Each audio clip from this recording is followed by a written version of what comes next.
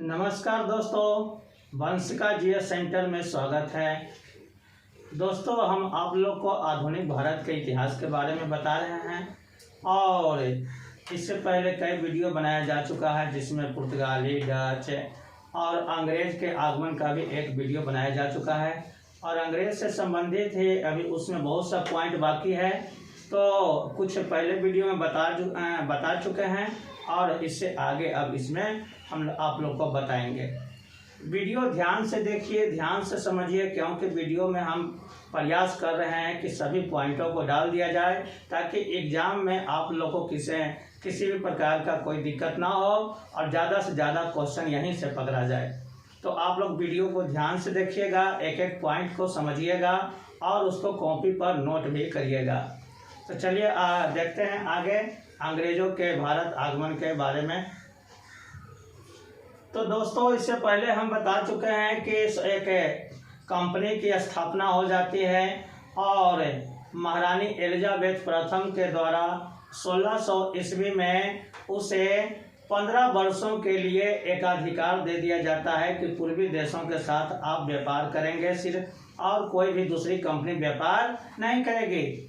लेकिन जेम्स प्रथम के द्वारा उसे हमेशा के लिए एकाधिकार प्रदान कर दिया जाता है और जेम्स प्रथम अपना एक राजदूत बनाकर कैप्टन हॉकिंस को जहांगीर के दरबार में भेजते हैं और वो अकबर के नाम पत्र लेकर आते हैं, क्योंकि जेम्स प्रथम को पता होता है कि अभी भारत में अकबर ही शासक है, इसलिए वे अकबर के नाम ही पत्र लिखकर कैप्टन हॉकिंस को देते हैं। कैप्टन हॉकिंस यहाँ आते हैं तो जहांगीर के दरबार में जाकर भेंट करते हैं। जहांगीर से सूरत में अपना एक फैक्ट्री खोलने की अनुमति मांगते हैं और जहांगीर अनुमति दे भी देता है, लेकिन पुर्तगालियों के दबाव के कारण अंत में अनुमति को रद्द कर दिया जाता है। ये सभी बातों को पहले वाले वीडियो में बता चुके हैं। तो उसके बाद क्या होता है कि 1611 ईस्वी में कैप्टन मिडल्टन ने स्वालिक के युद्ध में पुर्तगालियों को पराजित कर देते हैं। तो जब पुर्तगालियों के दबाव के कारण अनुमति रद्द हो जाती है तो एक अंग्रेज था कैप्टन मिडल्टन, उसने स्वालिक के युद्ध में पुर्तगालियों को पराजित कर देता है। इससे खुश होकर जहांगीर अंग्रेजों से काफ़ी प्रभावित होता है और अंग्रेजों को 1613 ईस्वी में सूरत में कंपनी स्थापित करने की अनुमति दे देता है। इससे पहले 1611 ईस्वी में अंग्रेजों ने मसूलीपट्टनम में कंपनी स्थापित कर दिया था। तो सबसे पहले अगर जो क्वेश्चन पूछे कि अंग्रेजों ने कंपनी स्थापना कहाँ किया था, तो कंपनी स्थापना 1611 में मसूलीपट्टनम में हो गया था। हालांकि अनुमति सूरत के लिए उसको 1608 में ही मिल जाता है, वहाँ कंपनी स्थापना के बुनियाद भी पड़ जाता है, लेकिन बाद में अनुमति रद्द हो जाने से वहाँ कंपनी स्थापना का कार्यक्रम रुक जाता है। लेकिन जब 1613 ईस्वी में फिर से अनुमति दे दिया जाता है तो वहाँ कंपनी फिर से स्थापित कर दिया जाता है। तो वहाँ कंपनी स्थापना होने से पहले, यानी सूरत में कंपनी स्थापना होने से पहले 1611 ईस्वी में मसूलीपट्टनम में कंपनी की स्थापना कर दी जाती है। तो एग्जाम में ये दोनों से काफ़ी कंफ्यूजन होता है, दोनों का कंसेप्ट एकदम क्लियर कर लीजिएगा कि अनुमति सबसे पहले सूरत में मिल जाती है, वहाँ कंपनी स्थापना का कार्यक्रम शुरुआत भी हो जाता है, लेकिन बाद में अनुमति रद्द कर दिया जाता है। तो अंग्रेजों ने 1611 ईस्वी में मसूलीपट्टनम में कंपनी स्थापित कर देती है और फिर 1613 के बाद यहाँ कंपनी स्थापित होता है। तो ये चलिए आगे। जहांगीर ने हॉकिंस को खान की उपाधि देता है। जहांगीर कैप्टन हॉकिंस को खान की उपाधि देता है और खान की उपाधि इसलिए देता है क्योंकि जहांगीर द्विभाषीय था, कई भाषाओं का जानकार था। तो ये जहांगीर के दरबार में जब आते हैं तो फारसी में जहांगीर से बात करते हैं, तो फारसी में बात करने के कारण ही उसे खान की उपाधि दे दी जाती है और उसका नाम फिरंगी खान हो जाता है। तो उसको फिरंगी खान भी कहा जाता है। और जहांगीर हॉकिंस को 400 का मनसब भी देता है। मुगल काल में मनसब एक प्रकार का पद होता था जो सभी अधिकारियों को उसको अलग अलग प्रकार से मनसब दिया जाता था। किसी को 5000 का मनसब, किसी को 4000 का मनसब। यहाँ हॉकिंस को 400 का मनसब जहांगीर के द्वारा दिया जाता है। तो ये सब क्वेश्चन एग्जामों में पूछ दिया जाता है कि जहांगीर ने हॉकिंस को कितना का मनसब बनाया था, कौन सी उपाधि देता है, पहले कंपनी अंग्रेजों ने कहाँ स्थापित की, अनुमति कहाँ प्राप्त हुई। ये सभी क्वेश्चन हमेशा एग्जाम में पूछे जाते हैं, कई बार पूछे भी गए हैं और आगे भी पूछे जाएंगे, इसलिए इन सभी पॉइंट को ध्यान में रखिएगा। चलिए आगे। हॉकिंस के बाद जेम्स प्रथम 1615 ईस्वी में सर टॉमस रो को अपना राजदूत बनाकर भारत भेजता है। अब हॉकिंस 3 साल यहाँ रहता है। 3 साल रहने के बाद वो वापस चला जाता है।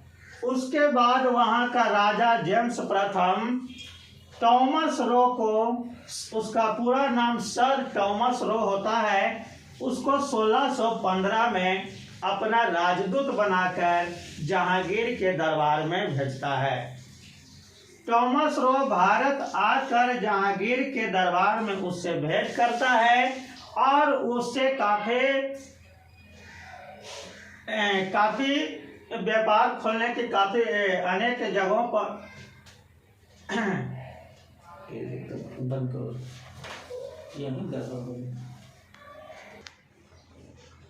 तो सर टॉमस रो जहांगीर के दरबार में भेंट करता है। जहांगीर के दरबार में उसे 2 फरमान प्राप्त होता है, एक बादशाह के द्वारा और एक शहजादा खुर्रम के द्वारा उसे फरमान प्राप्त होता है। बादशाह के द्वारा उसे कई जगहों पर अपनी फैक्ट्री खोलने की अनुमति प्राप्त हो जाती है और खुर्रम के द्वारा कुछ व्यापार में कर से छूट भी प्राप्त हो जाता है। इस तरह से उसमें कुछ व्यापारिक लाभ भी से प्राप्त हुआ और अनेक जगहों पर फैक्ट्री खोलने की अनुमति प्राप्त हो जाती है। 1619 ईस्वी में अंग्रेजों ने अहमदाबाद, भरूच और आगरा में अपनी फैक्ट्री की स्थापना करती है। तो टॉमस रो को जहांगीर ने भारत के किसी भी स्थान पर अपना फैक्ट्री खोलने की अनुमति दे देता है और उसके बाद अंग्रेजों ने अहमदाबाद, भरूच और आगरा में अपनी फैक्ट्री की स्थापना करते हैं।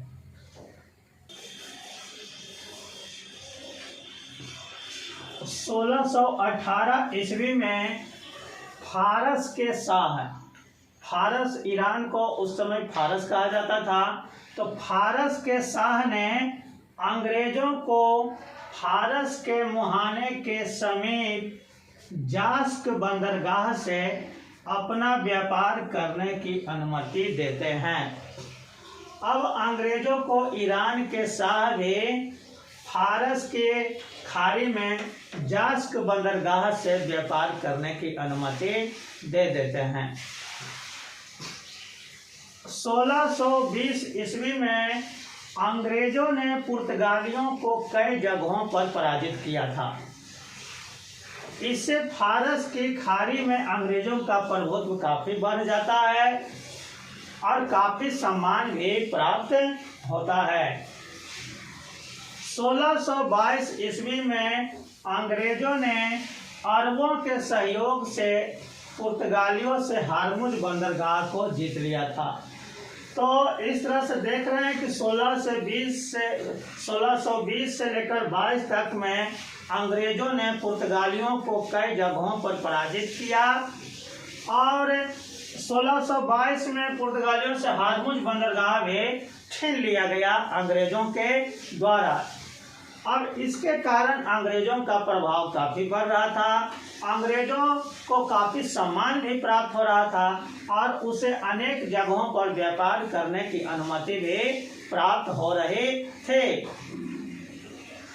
1629-30 में अंग्रेजों को और भी कई सफलताएं पुर्तगालियों के खिलाफ प्राप्त होती है। इससे खुश होकर मुगल सम्राट ने भारत से लाल सागर की ओर जाने वाले तीर्थ यात्रियों के जहाज़ों की सुरक्षा का दायित्व भी अंग्रेजों को सौंप देता है। दोस्तों, यहाँ बता देना चाहते हैं कि पुर्तगाली लोग जो भारत आए थे तो एक डाकू लुटेरा के रूप में आए थे।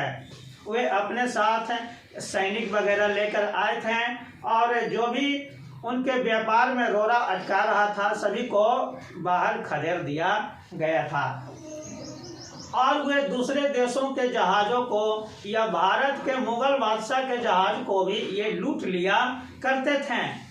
साथ ही हज यात्री भी जाता था तो उसके जहाज़ों को भी ये लोग लूट खसोट मचाते थे। अब अंग्रेज यहाँ कई जगहों पर पुर्तगालियों को पराजित कर चुका है। इसके कारण फारस के शाह भी काफ़ी खुश होते हैं और मुगल बादशाह भी काफ़ी खुश होता है और मुगल बादशाह 1629-30 में अंग्रेज़ों को हज के लिए जाने वाले तीर्थ यात्रियों की सुरक्षा का जिम्मेवारी भी अंग्रेज़ों को सौंप देता है कि जो जहाज तीर्थयात्रियों को हज के लिए लेकर जाएगा उसको पुर्तगालियों से आप ही सुरक्षा प्रदान करेंगे, क्योंकि पुर्तगाली लोग हज के जहाज को भी लूट लिया करते थे। तो पुर्तगाली पहले से ही बदनाम था और अंग्रेज यहाँ जब आया था तो वह काफ़ी नरम दिल लेकर आया था। वो आता है तो पहले जहांगीर के दरबार में जाता है, जहांगीर के दरबार से में जाकर अनुमति मांगता है कि हमें व्यापार करने की अनुमति दे दें। लेकिन पुर्तगाली आया था, सेना लेकर आया था, एक लुटेरा के रूप में आया था और ये ज़बरदस्ती हर जगह अपना व्यापारी कोठी स्थापित कर रहा था। तो पुर्तगालियों और अंग्रेजों में यही अंतर था। 1630 तक सूरत का इतना अधिक विस्तार हो गया कि कंपनी के निर्देशक जो कोर्ट ऑफ डायरेक्टर कहलाते थे उसमें 24 सदस्य था। वे कंपनी के निर्देशक ने सूरत को पूर्व की प्रमुख अंग्रेजी बस्ती बना दिया। 1630 तक जो सूरत में था, सूरत का काफ़ी ज़्यादा विकास हो जाता है, काफ़ी विस्तार हो जाता है, इसलिए सूरत को ही पूर्व की प्रमुख अंग्रेजी बस्ती बना दिया जाता है तथा जावा, सुमात्रा, स्पाइसलैंड यानी इंडोनेशिया में जो भी व्यापारिक केंद्र थे वो भी सूरत के नियंत्रण के अधीन कर दिया जाता है। तो ये सभी पॉइंट ध्यान में रखेंगे। चलिए, धन्यवाद।